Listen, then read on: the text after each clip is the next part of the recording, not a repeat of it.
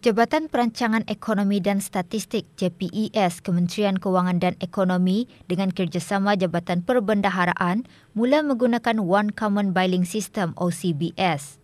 Penggunaan OCBS tersebut adalah bagi penerimaan pembayaran ke atas bil dan perkhidmatan-perkhidmatan JPES seperti pembayaran denda dan kompaun, Akta Kawalan Harga Penggal 142, pembayaran sewa bangunan, pembayaran balik skim pinjaman, Lembaga Kemajuan Ekonomi LKE dan pembelian buku-buku terbitan JPES. Bagi mengakses OCBS, layari portal ocbs.mofe.gov.bn. Bagi sebarang pertanyaan, hubungi talian 22-333-44, sambungan 240 atau email kepada finance@jpes.gov.bn. Institut Pendidikan Teknikal Brunei IBTE mengendalikan kursus asas pemandu pelancong setempat. Baru-baru ini, 11 peserta yang lulus pemeriksaan secara teori dan praktikal yang mengikut kursus tersebut menerima sijil masing-masing. Kursus diadakan untuk meningkatkan dan memantapkan kemahiran pemandu pelancong setempat dalam memberikan perkhidmatan berkualiti dan memenuhi kehendak piawaian yang ditetapkan.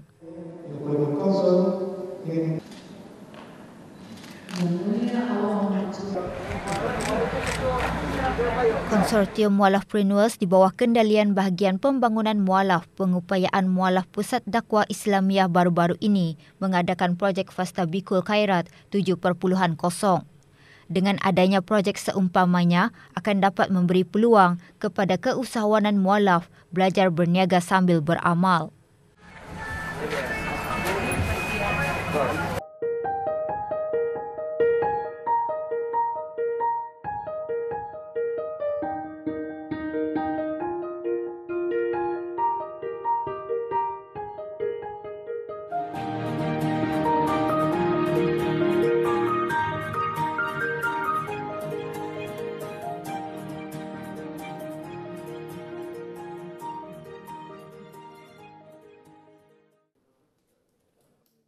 Sebelum menjelangnya Hari Raya Aidilfitri lagi, pelbagai kuih-muih Hari Raya sudah pun dijual di bazar-bazar dan pusat-pusat membeli belah di negara ini.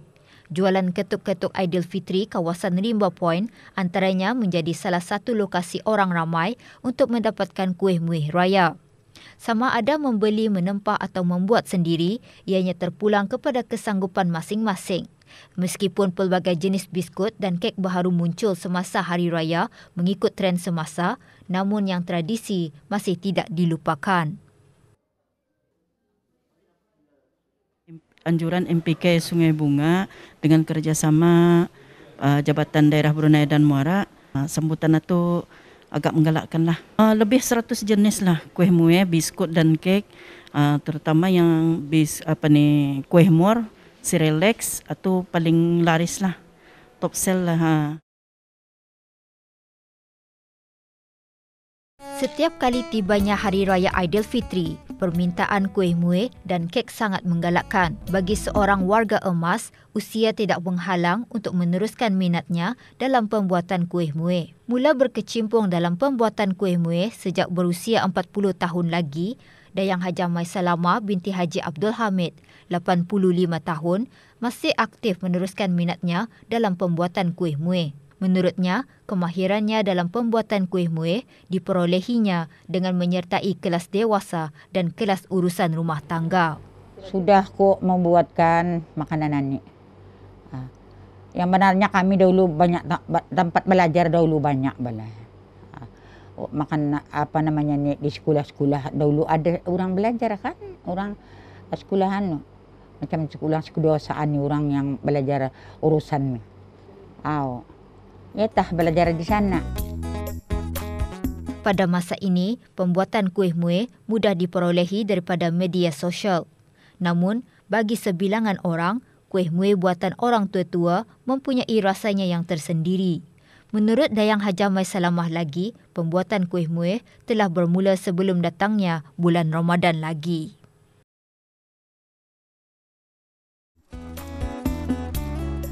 Belum lagi puasa lah awal sudah membuat sebabnya pun puasa berabot juga kan. Dalam bulan Rajab itu sudah membuat, awal bulan Rajab itu sudah. Dahulu biskut 20 macam, 20 macam lah. Tapi indah terbuai li kerajat. Dahulu macam-macam.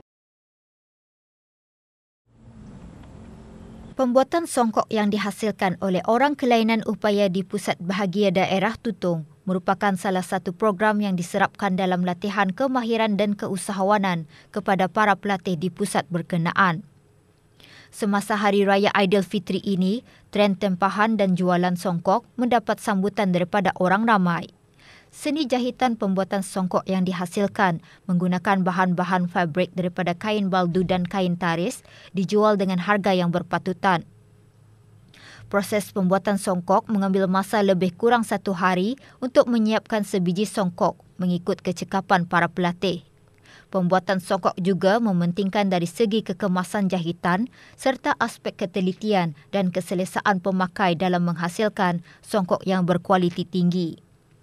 Salah seorang tenaga pengajar di pusat berkenaan melahirkan harapan program latihan yang diserapkan setentunya dapat memberi bimbingan dan meningkatkan latihan asas kemahiran yang kreatif serta memupuk semangat keusahawanan dalam melahirkan orang kelainan upaya yang berdikari, bertanggungjawab dan dapat menyumbang kepada masyarakat.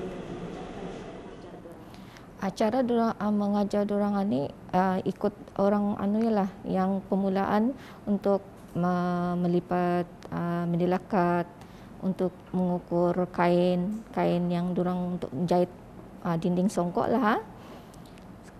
Lepas tu dorang menganukan yang kain-kain beludunya tu ikut trend masa ni lah. Jenis songkok saya mengajar pelatih-pelatih ini ikut ia punya ada yang jenis bergunung, rata dan juga yang ikut ketinggiannya lah juga.